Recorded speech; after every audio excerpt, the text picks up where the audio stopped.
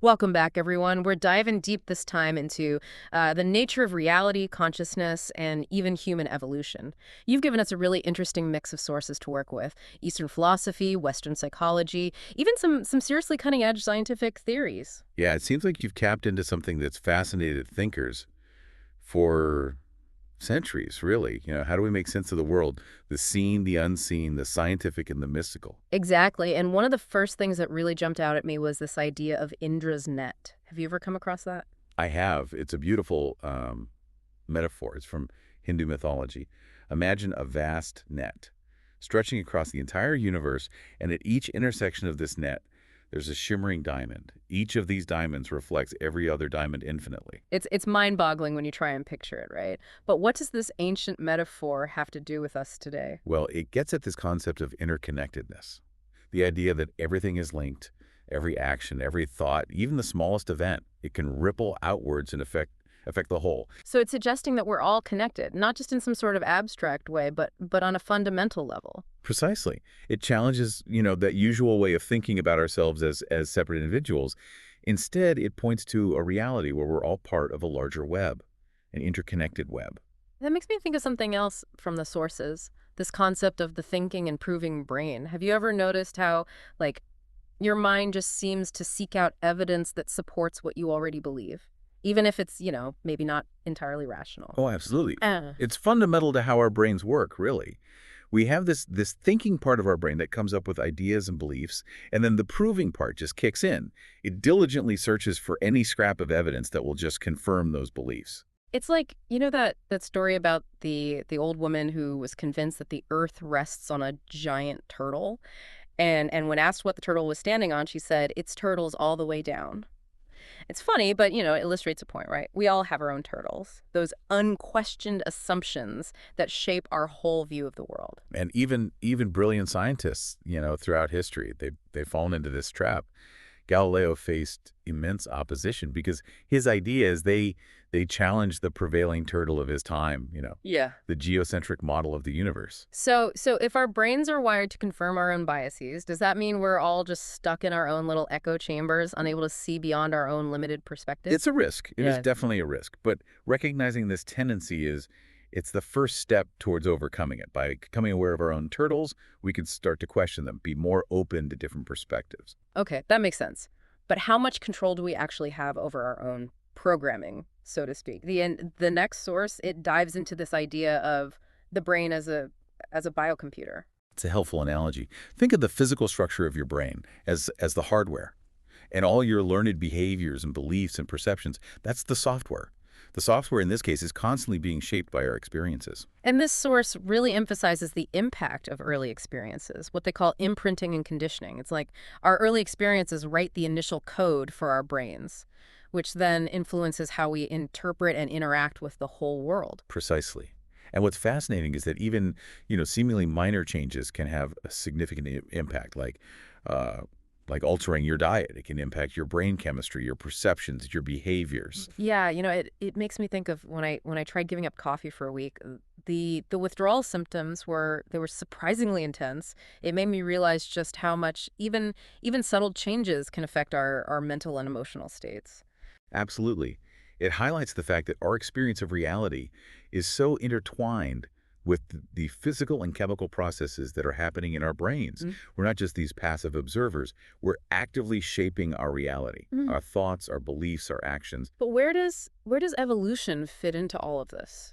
If our brains are so malleable, how has evolution shaped our capacity for consciousness? Our perception of the world, how we experience things. Well, that's where this model of consciousness comes in, the eight-circuit model of consciousness. Mhm. This model suggests that the human brain has evolved through a series of stages, each adding a new layer of complexity to our consciousness. Think of it like building a house, adding new rooms and capabilities over time. So each circuit represents like a different stage of evolutionary development, each building on the one before. Exactly. The first four circuits are particularly interesting because they lay this foundation for our basic survival and social behaviors. The biosurvival circuit, for instance, is responsible for those instinctual drives: food, water, safety. And then there's the emotional territorial circuit, which drives things like territoriality and dominance hierarchies. Right. Makes me think of like those nature documentaries. You see animals fighting over territory, vying for a place in the pecking order. Precisely. And then we have the semantic circuit, which is all about language and symbolic thought. This is what allows us to create those abstract concepts, share information, build complex societies. And of course, you can't forget the sociosexual circuit, which is all about, well, mating, pair bonding, raising offspring. Yes. These first four circuits, they're the bedrock of human behavior. They're Mhm. deeply ingrained in our biology. But what sets humans apart is our capacity for something called time binding. Right, right. That's the idea that we can learn from the past, build upon the knowledge of previous generations, and transmit that information across time. It's what allows us to create cultures and technologies and everything that makes us uniquely human. Exactly. And this brings us to one of the defining features of our modern world, that accelerating pace of change. Yeah, it is mind-boggling when you stop and think about it. The amount of information being generated, the speed of technological advancement, it can be overwhelming at times. Mm. It's a phenomenon known as future shock. And it's a direct result of our capacity for this time binding. Right. But here's where things get even more interesting. The the eighth circuit model, it suggests there's more to the story. The fifth circuit, Yeah. the neurosomatic circuit, it hints at a whole new realm of possibilities. This is where we start moving beyond just basic survival and social dynamics and into, sensory pleasure and ecstasy and altered states of consciousness. This is where things start to get a little more psychedelic. Indeed, the neurosomatic circuit is often associated with practices like yoga and meditation and tantra, which aim to access and activate the circuit to achieve heightened states of awareness and bliss. So are you saying that these ancient practices they might hold the key to unlocking higher levels of consciousness? Like is that what you're saying? They certainly offer intriguing possibilities, but before we dive too deep into those realms, Mm. we need to take a closer look at something called the metaprogramming circuit. That's the sixth circuit in this model. And this is where things start to get really mind-bending. Okay, I am intrigued. But before we go there, let's pause for a moment. We've covered a lot of ground already, from Indra's net to the biocomputer model of the brain and now this eight circuit model of consciousness. It's a lot to take in. It is quite a journey, isn't it? But it's all connected. Each concept builds on the last, leading us towards a deeper understanding of who we are, how our minds work, and what our potential might be. And just wait till we get into that metaprogramming circuit. It's going to get really interesting. Okay, so before we were talking about the metaprogramming circuit, the sixth circuit and this eight circuit model. This is the part where we maybe start rewriting our own programming. Yeah, that's the exciting potential here. This circuit suggests we're not just bound by our early conditioning, but that we might actually have the capacity to change our beliefs, our behaviors on a deeper level. I remember the source mentioning something called the magic room thought experiment to kind of illustrate this. Can you remind me how that goes? So imagine stepping into a room with a supercomputer. It holds all knowledge, past, present, and future. It can answer any question, anything you pose to it, and it can even simulate different realities based on your thoughts. So you're saying this magic room, it's a metaphor for the potential power of the metaprogramming circuit. Like if we can imagine such a machine, then maybe we have the capacity to develop those kind of abilities within ourselves. It's a powerful concept, isn't it? It challenges us to really think about the limits of our own minds.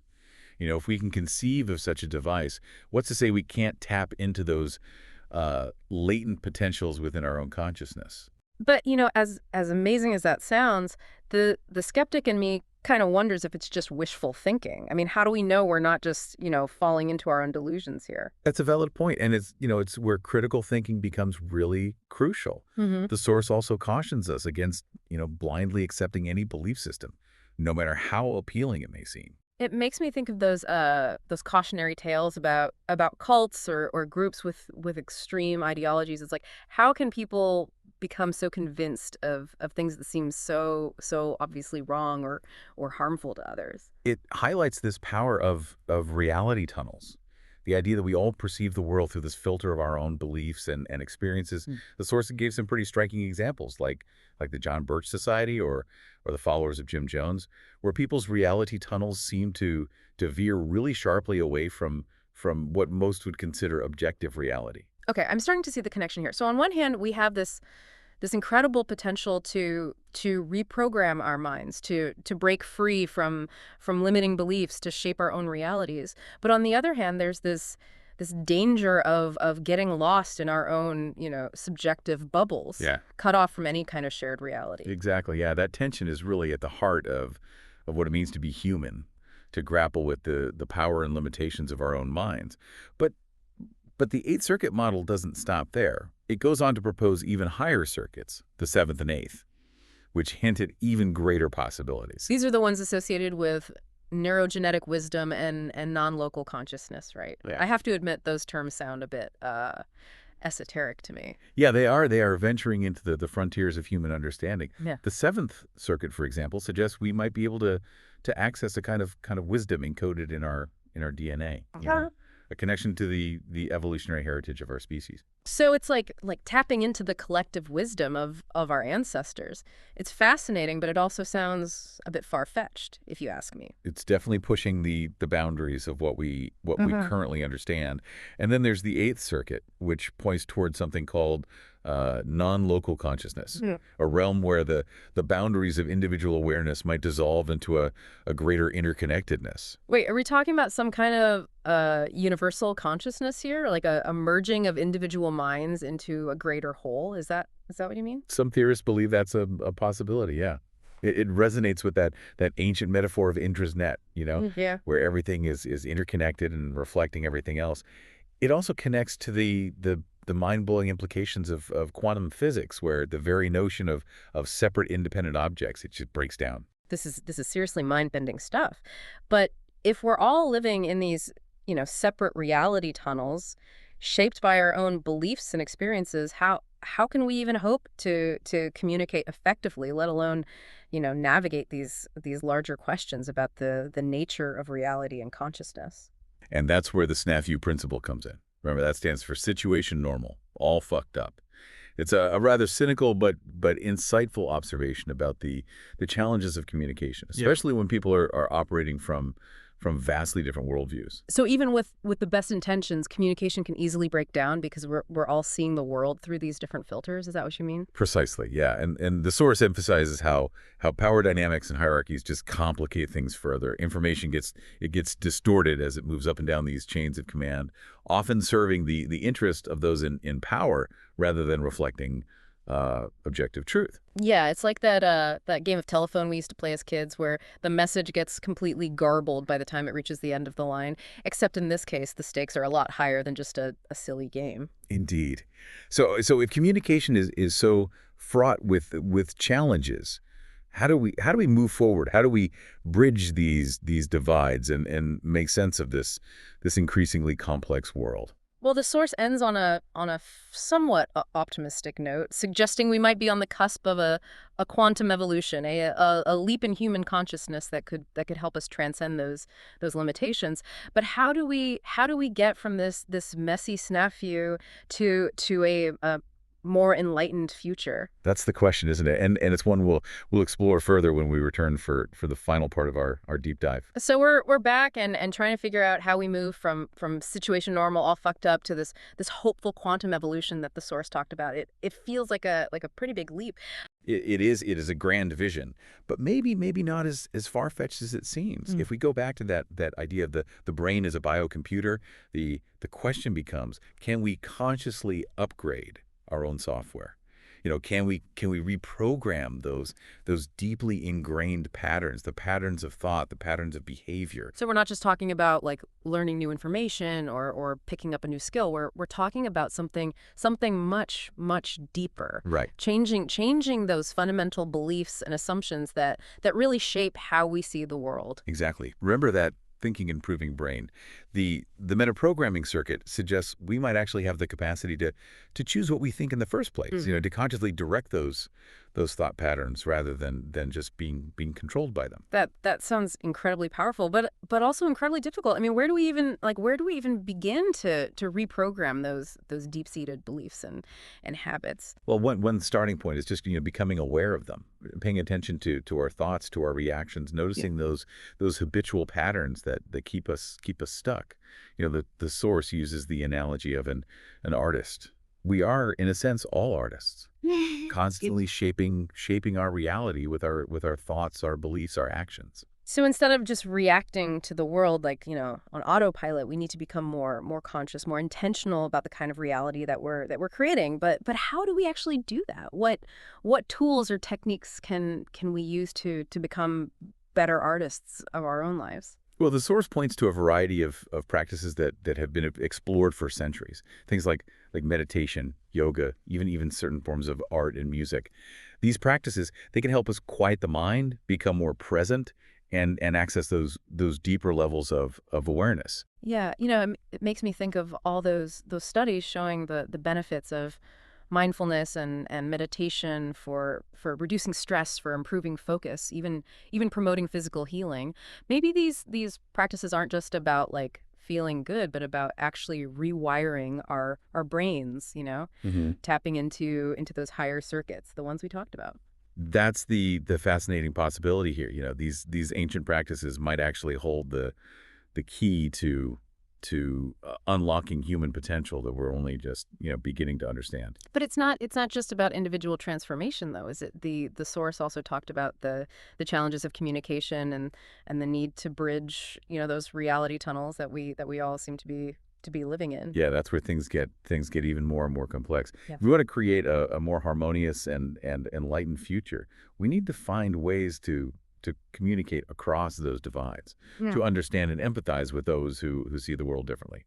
And that's no easy feat, you know? Especially in today's world where everyone seems to be shouting their opinions louder and louder, but fewer and fewer people seem to be actually listening. It's a challenge for sure, but perhaps that's where the real potential of this quantum evolution lies. Maybe it's not just about individual transformation, but about a collective shift in consciousness. Hmm. A move towards greater understanding, greater compassion, greater cooperation. So we're talking about a future where we can acknowledge our differences, respect those different reality tunnels, but still find ways to connect to build bridges rather than It's walls. a bold vision, Yes. but I believe it's one worth striving for. The alternative, a world increasingly fractured by division and conflict, is not a future I think anyone would want. It's all starting to come together now. We started with this ancient image of Indra's net, Mhm. everything interconnected and reflecting everything else. Then we explored the inner workings of our brains, those thinking, improving mechanisms that shape our reality tunnels. And we delved into the eight circuit model, which suggests that we have this incredible potential for growth and evolution to access higher levels of consciousness and But wisdom. it's not a passive process. It takes effort. It takes awareness. It takes a willingness to challenge our own assumptions and step outside our comfort zones. It's a Uh-huh. journey of self-discovery, of learning to become more conscious creators of our own reality, both individually and collectively. This has been an incredible deep dive. It's given me so much to think about. So if we are all, as the source suggests, more artists than we realize, the question is, what kind of masterpiece will you create? What will your contribution be to this unfolding story of human evolution? It's a question worth pondering. The canvas is vast. The possibilities are endless. What will you choose to create?